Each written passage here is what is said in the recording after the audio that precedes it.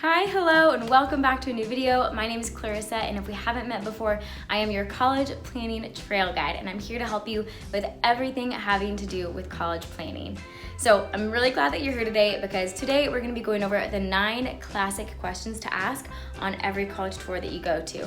These are like the peanut butter and jelly of questions to ask. They're simple, effective, and you just can't go wrong with them.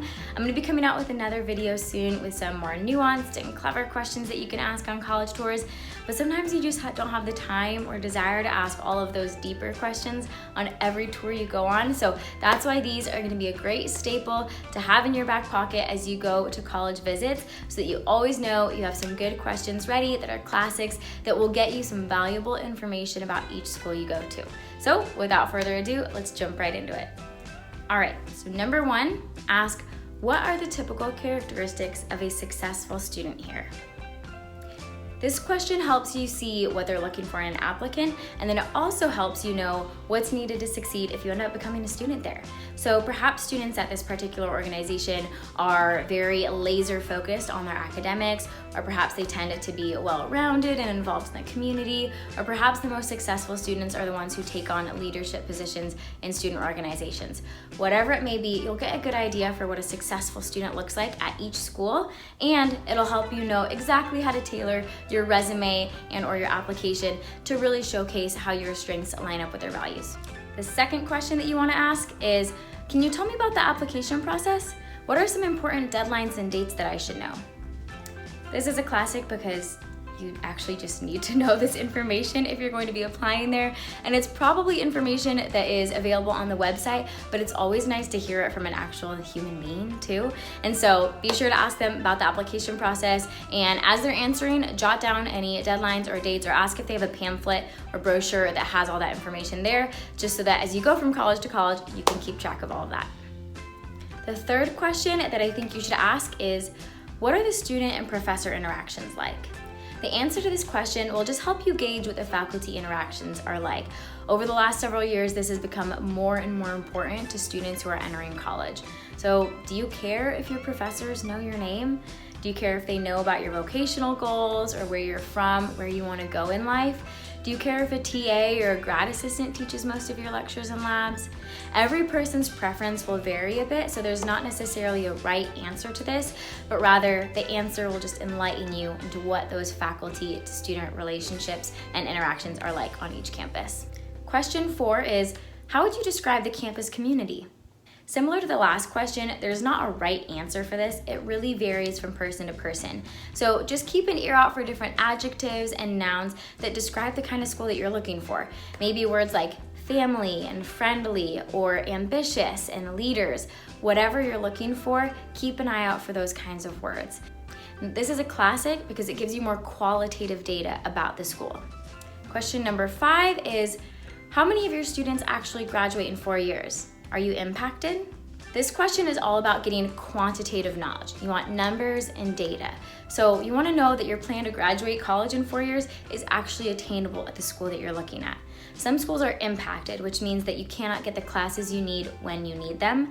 So you end up taking 8 basket weaving classes and graduating a year late because you couldn't get. This question is all about getting quantitative knowledge. You want numbers and data. So you want to know that your plan to graduate college in 4 years is actually attainable at the school that you're looking at. Some schools are impacted, which means that you cannot get the classes you need when you need them.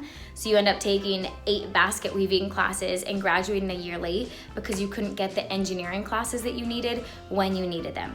You do not want that. You want to see high 4-year graduation rates. Question number 6 is, how easy or difficult is it to change your major? This question is helpful because when you're applying to college, you're likely about 17 to 19 years old on average.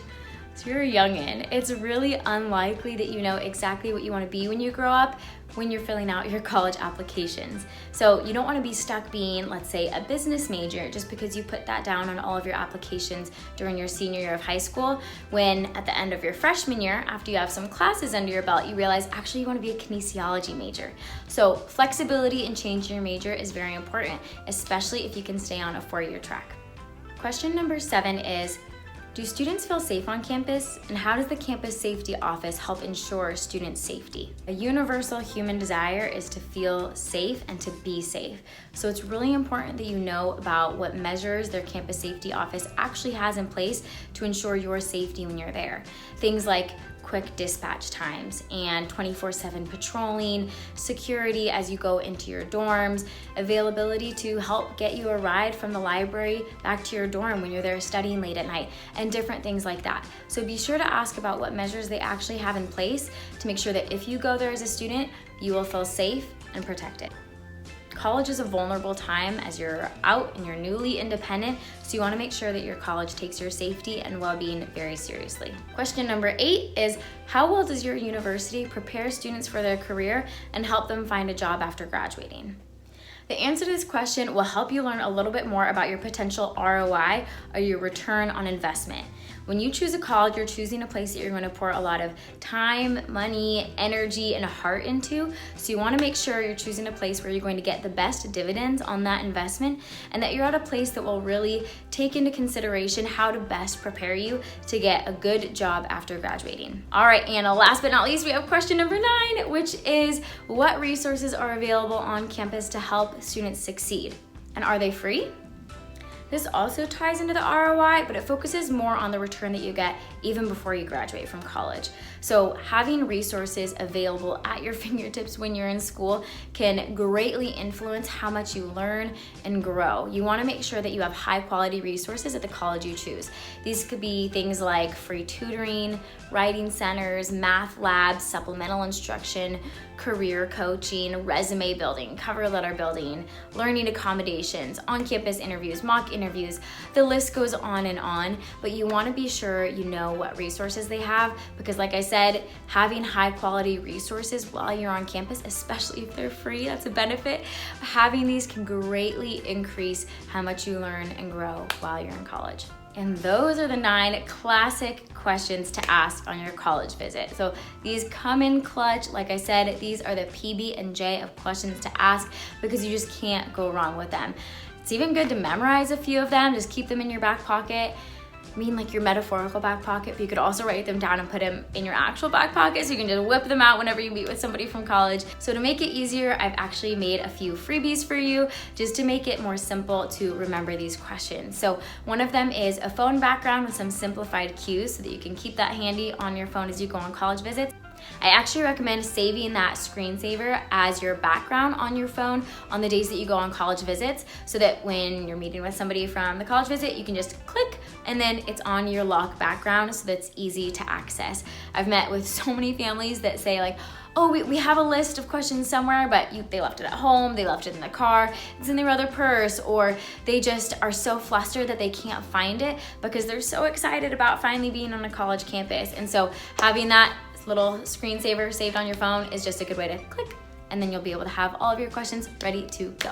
Also a PDF version that you can download with a little bit more detail in the questions, so that if you were a notebook kind of person, you can just print that out, stick it in your notebook, ready to pull out when you're finally meeting with people at your college visit. So that, my friends, is it for today. I hope it was helpful. I hope that it got you more excited for this college planning season. I know it just makes me reminisce on my college planning season, which was so much fun. So I hope that you're excited. So if you have any questions, feel free to drop those in the chat below for me. Or if you have any questions that you think should be added to the classic questions for a college visit list, feel free to put those. I would love to hear your input on that. And in the meantime, be well, and I'll see you in the next video. Bye.